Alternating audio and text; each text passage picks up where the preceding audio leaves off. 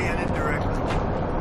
We have emissaries, but we also are dealing directly. And as you know, they've agreed to send 8 boats 2 days ago, and then they added another 2, so it was 10 boats.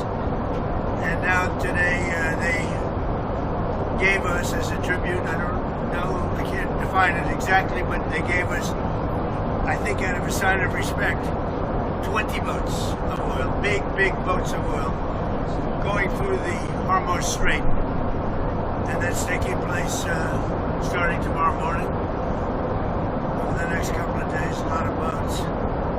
And I would only say that we're doing extremely well in that negotiation, but you never know with Iran, because we negotiate with them and then we always have to blow them up, whether it's the B-2 bombers or just terminating, as an example, the Iran nuclear deal done by Barack Hussein Obama, probably